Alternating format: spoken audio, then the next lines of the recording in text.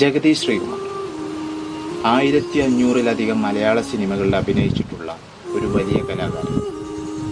2-3 തലമുറയെ ചിരിപ്പിച്ചിട്ടുള്ള ഹാസ്യ സാമ്രാട്ട്, ഹാസ്യത്തിൻ്റെ തമ്പുരാൻ എന്നെല്ലാം അറിയപ്പെടുന്ന ജഗദീഷ് ശ്രീകുമാർ. അദ്ദേഹം അഭിനയിച്ച സിനിമകളിൽ നിന്ന് മികച്ച കഥാപാത്രങ്ങളെ തിരഞ്ഞെടുക്കുക എന്നുള്ളത് വളരെയധികം ബുദ്ധിമുട്ട് നേരിടുന്നതാണ്. Hi friends, welcome back to my channel. ഇന്നത്തെ വീഡിയോയിലൂടെ നമ്മൾ നോക്കുന്നത് ജഗദീഷ് ശ്രീകുമാർ അഭിനയിച്ച മികച്ച കഥാപാത്രങ്ങൾ, നമ്മുടെ മലയാളികളുടെ മനസ്സിൽ എന്നും തങ്ങി നിൽക്കുന്ന മികച്ച കഥാപാത്രങ്ങളെ നമ്മൾ തിരഞ്ഞെടുക്കുകയാണ്. ഈ വീഡിയോ ഇഷ്ടമെങ്കിൽ തീർച്ചയായും വീഡിയോക്ക് ഒന്ന് ലൈക്ക്.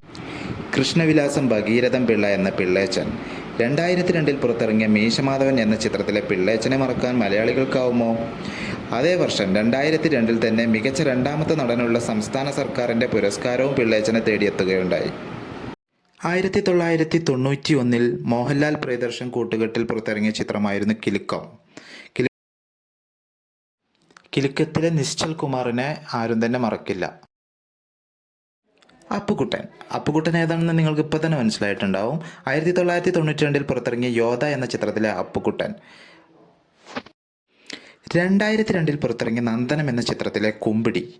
ഉണ്ണിയമ്മയുടെ വീട്ടിൽ കയറുന്ന കള്ളസന്യാസിയുടെ വേഷമായിരുന്നു ജഗദീഷ് ശ്രീകുമാർ ചെയ്തത്. അതിമനോഹരമായൊരു വേഷമായിരുന്നു ഇത്. 2004 പുറത്തിറങ്ങിയ വെട്ടം എന്ന ചിത്രം ഒരു മലയാളികളും മറക്കാനിടയില്ല. ആ ചിത്രത്തിൽ പാഷ എന്നൊരു വാടക കൊലയാളിയുടെ വേഷമായിരുന്നു ജഗദീഷ് ശ്രീകുമാർ ചെയ്തത്.